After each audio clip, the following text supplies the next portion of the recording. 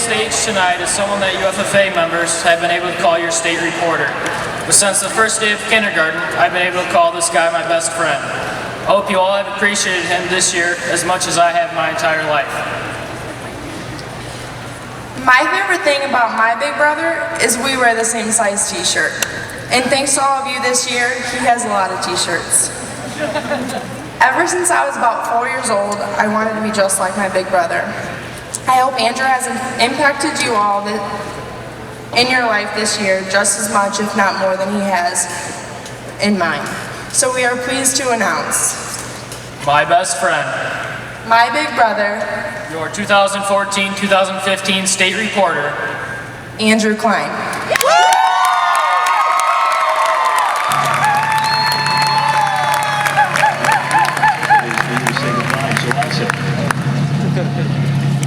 Maybe you're right, maybe we will see each other, but just in case we don't,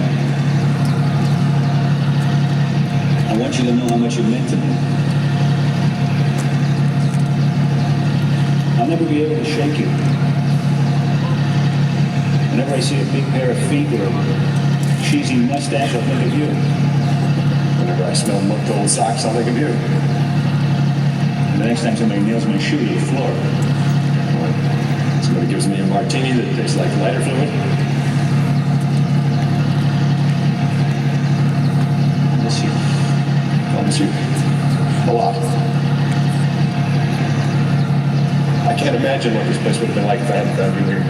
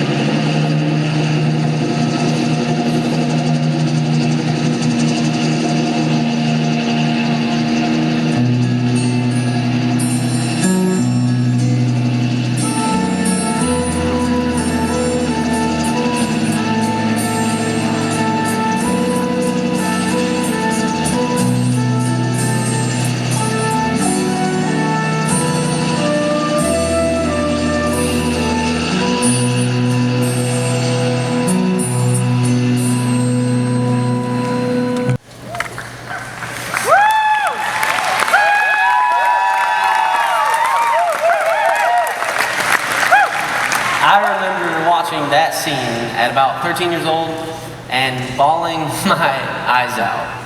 MASH, Mobile Army Surgical Hospital. MASH is the name of that TV show, and the scene we just watched is the final scene from an 11-season series. Now I understand that some of you may have never watched that scene, recognized the characters, or even heard of this show, and to be honest, that's understandable.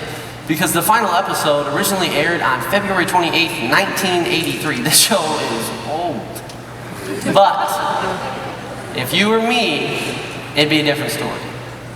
You see, Sunday mornings at my dad's house growing up usually consisted of 3 things: pancakes, squirrel hunting, and you guessed it, MASH.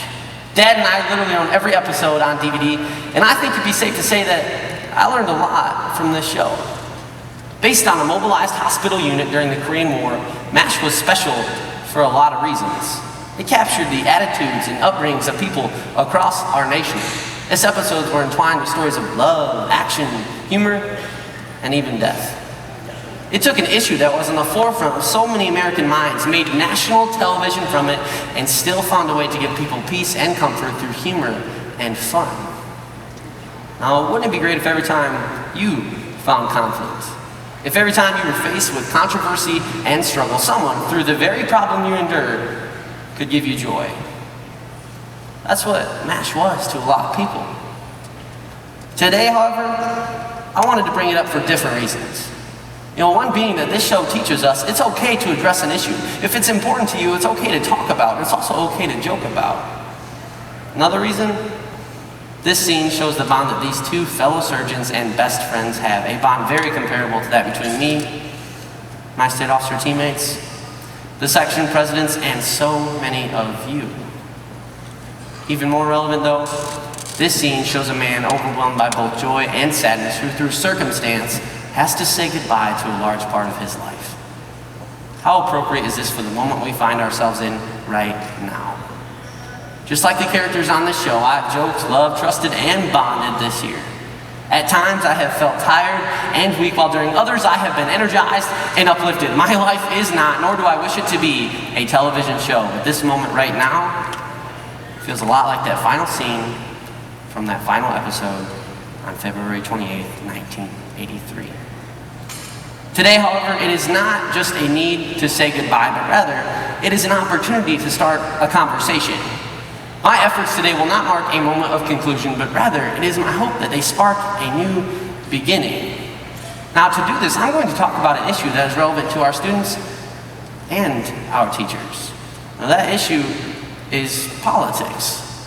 And not politics as in the specific workings of our government, our schools, or our organization. Politics as in the corruptive associations with which that term brings, and more importantly, what impact that has on the FFA. Through some things that I have heard, seen, and done, I'd like to establish that politics of many kinds exists in the FFA amongst our membership. Once we recognize this problem, I'd like to talk about the type of character that creates it and the type of character that can overcome it. Now this topic, it's going to be unsettling for some of you. Not everybody in this arena is going to be happy with what I have to say today, but trust me when I tell you, I truly feel it is important and relevant. So let's talk about it. First step in solving any problem, recognizing there is one.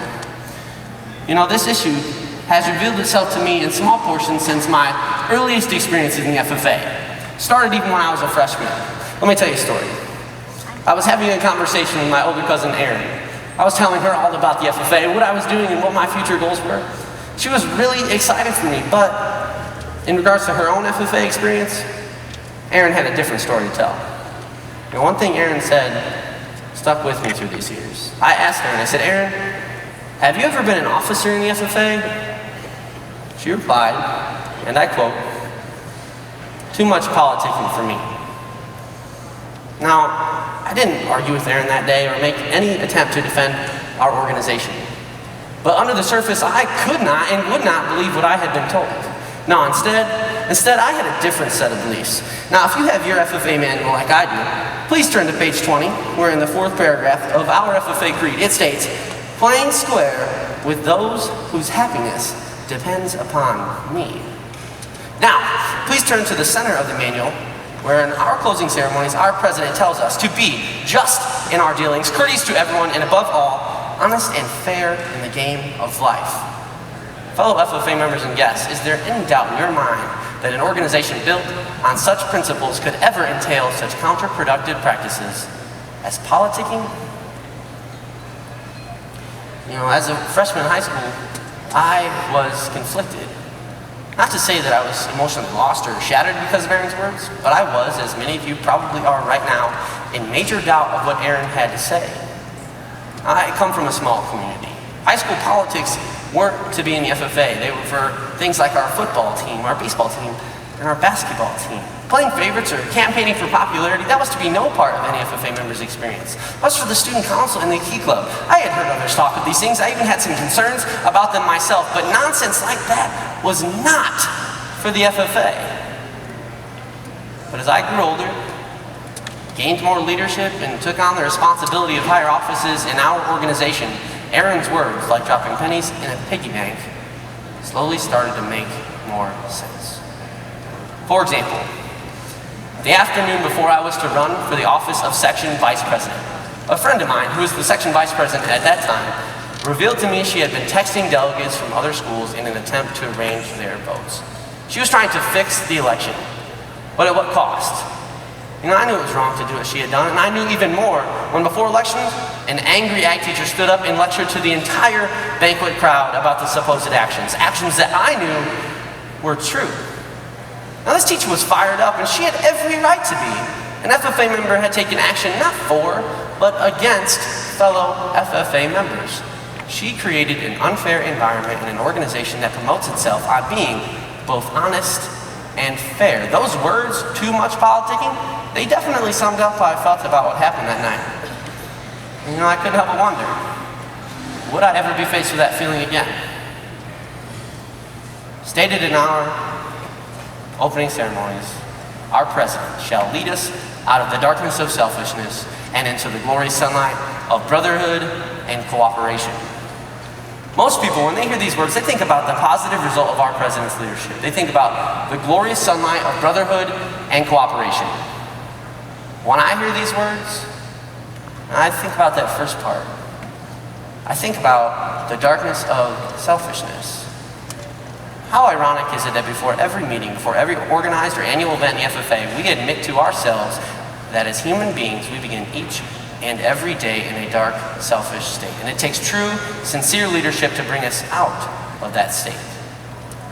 Now, I have seen true, sincere leadership from our state officer and section president team this year. But just like every team since 1929, we are placed amongst dark clouds of selfish circumstance. Allow me to explain. As a section president, you serve on a team with 24 other section presidents. More likely than not, those teammates of yours, and probably you as well, have an aspiration to run for a major state office someday. The situation you almost immediately find yourself in is one of question. You wonder who will be the next state officer team. You observe people, you analyze their abilities and their personalities. All of this, honestly, it's natural. The darkness of selfishness, however, that lies in the question of sincerity. You sometimes ask yourself, is this person being real with me right now?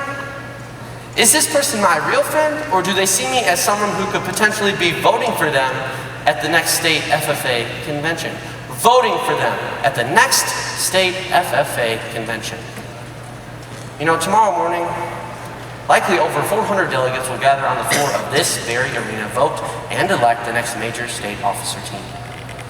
Running for a state officer position last year and serving as a state officer this year has exposed me to a lot of things. One of those things is the negative aspects of the election of our major state officers. I've heard rumors about tomorrow's elections. I've heard of things like delegates voting for a particular candidate simply because that candidate is from their district. I've heard in the past of section presidents and ag teachers influencing delegates from their section or their school to vote for the candidate they wish to see elected. I have heard and seen others, as well as be accused myself, of acting differently on that stage as a candidate, almost to the extent of conforming to an image and personality that state FFA officers have. Does this sound like too much politicking to you yet? What frightens me the most is that I feel like my chance encounters with politicking in our organization are just the tip of an iceberg of problems most members never even see. Agricultural educators, they encounter these same problems in their own endeavors. Why don't you ask your ag teacher about what I'm talking about today? It might spark a pretty interesting conversation. But the fact still remains. Through your experiences in FFA in life, you're going to come to learn what I'm talking about here today. So listen up now. I have seen and heard FFA members being unfair and insincere. I have questioned my own and others' integrity throughout my experiences, and as a major state FFA officer and candidate, I have heard and seen more than enough. It has been no more obvious or troubling to me until this moment right now. Fellow FFA members, we have a problem. That's the bad news. Good news? We also have the solution. Solving this problem lies not in the hands of those who have created it, but rather it is the responsibility of a new crop of people who are willing to make this change. The solution, much like the problem, starts with the people. My teammates and I had the opportunity to travel to the country of South Africa this past January. For those of you who don't know, South Africa is the home country of the late and great Mr. Nelson Mandela. And after touring the island prison where Mr. Mandela was held for over 18 years, I purchased a book written by him entitled Long Walk to Freedom. Now, I have yet to finish reading the pages of this autobiography, but from the pages I have read, an unjust and unpleasant picture has been painted. You see, growing up in a South African Tembu tribe and pursuing higher education, Mr. Mandela was initially exposed to a country with some serious problems. Apartheid, an era of racial segregation in South Africa, was reigning as Mr. Mandela began his adult life. And I think it'd be safe to say that he had a serious problem with that. Now, as history tells us, Mr. Mandela led his divided country through one of the largest and most prosperous reformations this world has ever seen. South Africa now has a booming economy, a bustling infrastructure, and a democratic government that continues to create a positive environment for its people. I ask you, how is this possible when just over 25 years ago, this same country suffered in turmoil because of the apartheid system? The solution to that problem? A new generation of public officials willing to recreate the morals and values of their country. It was the people. As FFA members and guests, you'll find the problem I propose to you today can be solved with a similar solution. People. Our answer is good, wholesome people who are willing to do what is morally right. Our answer is a continued wave of leadership from within our organization that commands respect through honesty and integrity. Our answer, my answer, your answer, our answer, that's you. So the next time you find yourself desiring higher responsibility, title, or office in our organization, I want you to think about our conversation today. And then, instead of shying away from that opportunity, I want you to embrace it. The next time you're about to elect someone, whether it be to a chapter, section, or state office, I want you to think about the quality of leadership outlined in our creed, mission, and motto. I want you to believe in your own ability to work efficiently and think clearly. I want you to think about the problems we've discussed here today. I want you to think about the type of person it takes to change it. And then I want you to be that person. Choose our leaders based on who they are, not where they live, what they look like, or whether or not you've just heard their name before. When faced with your own opportunities to show leadership, do it with a true spirit and honest intentions. And let's stop worrying about whom we're friends with or how many people know our name. Let's start asking questions and making decisions because we know it's the right thing to do. Let's seek new leaders that embody these same ideals, and then let's pray to God that whoever wears these blue jackets after we do has enough guts to do the same. You know, the idea of my comments today began originally as an opportunity to simply say goodbye. And to be honest, that's a hard thing to do for any retiring FFA member. Leaving our organization means an end to the fun, enlightening times we've had. For me and for so many others, it brings an end to the best thing that's ever happened to us. It means hanging up a jacket that has for so long clothed us in both dignity and strength, and it means that we, as future business, family, and community leaders, are ready for the next step in our lives. Now, this is frightening for some, and it should be. For what problems we have in our organization, those problems are much more common in the real world, and in order to survive, we'll be tempted to stray from the ideals originally instilled in us during our time here. This is the inconvenient truth, my friends. But in relevance to our conversation today, I ask you, does it have to be this way? Or can we use our leadership, our responsibilities, and our own successes to create opportunity where it has never before existed? Can we carry our ideals into the workplace and community that operates under a different set of rules? Do you have enough guts? Or will you conform? Will you play the game of politics simply because it was the option originally available? You know, as FFA members, we have the tools and ambitions to overcome so many of life's challenges. I ask you, why can't this be one of them? Whether you're a freshman, sophomore, junior, or senior in this crowd today, there will come a time when you encounter politicking. Now, that time may come as a student or as an adult. Regardless of when it happens, recognize it and fix it by choosing to be better. FFA members and guests, I ask you, please, be just in your dealings. Be courteous to everyone. And above all, most importantly, be honest and fair in the game of life.